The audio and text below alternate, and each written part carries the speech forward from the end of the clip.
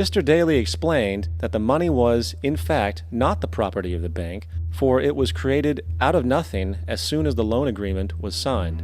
Remember what modern money mechanics stated about loans? What they do when they make loans is to accept promissory notes in exchange for credits. Reserves are unchanged by the loan transactions, but deposit credits constitute new additions to the total deposits of the banking system.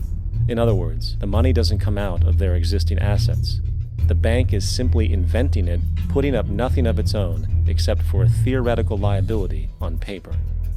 As the court case progressed, the bank's president, Mr. Morgan, took the stand, and in the judge's personal memorandum, he recalled that the plaintiff, bank's president, admitted that, in combination with the Federal Reserve Bank, did create the money and credit upon its books by bookkeeping entry. The money and credit first came into existence when they created it. Mr. Morgan admitted that no United States law or statute existed which gave him the right to do this. A lawful consideration must exist and be tendered to support the note. The jury found that there was no lawful consideration, and I agree. He also poetically added, "Only God can create something of value out of nothing." And upon this revelation, the court rejected the bank's claim for foreclosure, and Daly kept his home. The implications of this court decision are immense. For every time you borrow money from a bank, whether it is a mortgage loan or a credit card charge, the money given to you is not only counterfeit, it is an illegitimate form of consideration, and hence voids the contract to repay, for the bank never had the money as property to begin with. Unfortunately, such legal realizations are suppressed and ignored, and the game of perpetual wealth transfer and perpetual debt continues. And this brings us to the ultimate question: why?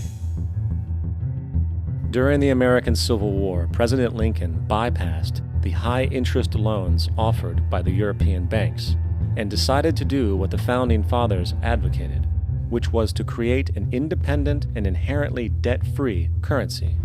It was called the greenback. Shortly after this measure was taken, an internal document circulated between private British and American banking interests stated, "Slavery is but the owning of labor and carries with it the care of laborers, while the European plan is that capital shall control labor by controlling wages. This can be done by controlling the money. It will not do to allow the greenback, as we cannot control that." The fractional reserve policy perpetrated by the Federal Reserve, which has spread in practice to the great majority of banks in the world, is, in fact, a system of modern slavery. Think about it. Money is created out of debt. And what do people do when they are in debt? They submit to employment to pay it off. But if money can only be created out of loans, how can society ever be debt-free? It can't. And that's the point. And it is the fear of losing assets coupled with the struggle to keep up with the perpetual debt and inflation inherent in the system, compounded by the inescapable scarcity within the money supply itself, created by the interest that can never be repaid, that keeps the wage slave in line, running on the hamster wheel with millions of others, in effect powering an empire that truly benefits only the elite at the top of the pyramid. For, at the end of the day, who are you really working for? The banks. Money is created in a bank and invariably ends up in a bank.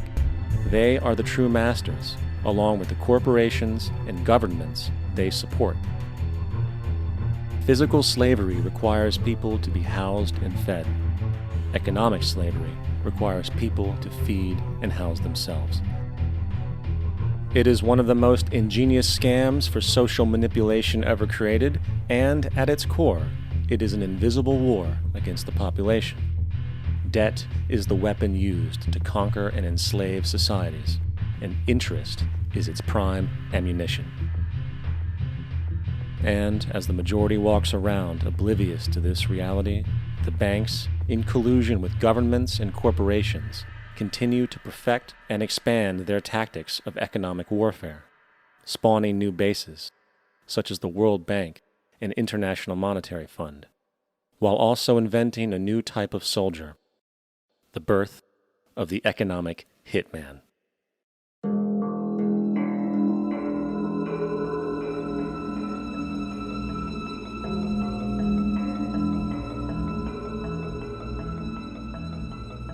We economic hitmen really have been the ones responsible for creating this first truly global empire.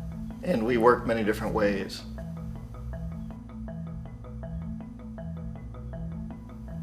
But perhaps the most common is that we will identify a country that has resources our corporations covet, like oil, and then arrange a huge loan to that country from the World Bank or one of its sister organizations.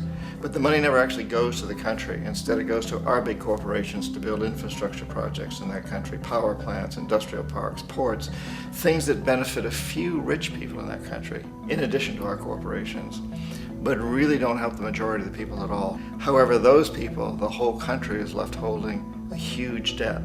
It's such a big debt they can't repay it, and that's part of the plan, that they can't repay it. And so at some point, we economic hitmen go back to them and say, listen, you owe us a lot of money, can't pay your debts, so sell your oil real cheap to our oil companies. Allow us to build a military base in your country, or send troops in support of ours to someplace in the world like Iraq, or vote with us on the next UN vote. To have their electric utility company privatized and their water and sewage system privatized and sold to U.S. corporations or other multinational corporations. So there was that whole mushrooming thing, and it's so typical of the way the IMF and the World Bank work, that you put a country in debt, it's such a big debt it can't pay it, and then you offer to refinance that debt and pay even more interest. And you demand this quid pro quo, which you call a conditionality or good governance, which means basically that they've got to sell off their resources, including many of their social services, their utility companies, their school systems sometimes, their penal systems, their insurance systems, to foreign corporations. So it's a double, triple, quadruple whammy. The precedent for economic hitmen really began back in the early 50s when democratically elected Mossadegh, who was elected in Iran. He was considered to be the hope for democracy in the Middle East and around the world. He was Time Magazine's Man of the Year. But one of the things that he'd run on and began to implement was the idea that foreign oil companies needed to pay the Iranian people a lot more for the oil that they were taking out of Iran. The Iranian people should benefit from their own oil. Strange policy. We didn't like that, of course. But we were afraid to do what we normally were doing, which was to send in the military. Instead, we sent in one CIA agent, Kermit Roosevelt, Teddy Roosevelt's relative. And Kermit went in with a few $1 million and was very, very effective and efficient. And in a short amount of time, he managed to get Mossadegh overthrown and brought in the Shah of Iran to replace him, who always was favorable to oil. And it was extremely effective. Bombs overflow Tehran. Army officers shout that Mossadegh has surrendered and his regime as virtual dictator of Iran is ended. Pictures of the Shah are paraded through the streets as sentiment reverses. The Shah is welcomed home. So back here in the United States, in Washington, people looked around and said, wow, that was easy and cheap. So this established a whole new way of manipulating countries, of creating empire. The only problem with Roosevelt was that he was a card-carrying CIA agent, and had he been caught, the ramifications could have been pretty serious. So very quickly at that point, the decision was made to use private consultants to channel the money through the World Bank or the IMF or one of the other such agencies, to bring in people like me who worked for private companies, so that if we got caught, there would be no governmental ramifications.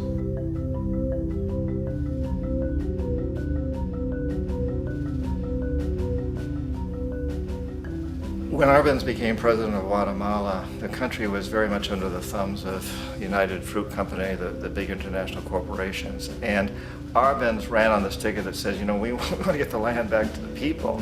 And once he took power, he was implementing policies that would do exactly that, give the land rights back to the people.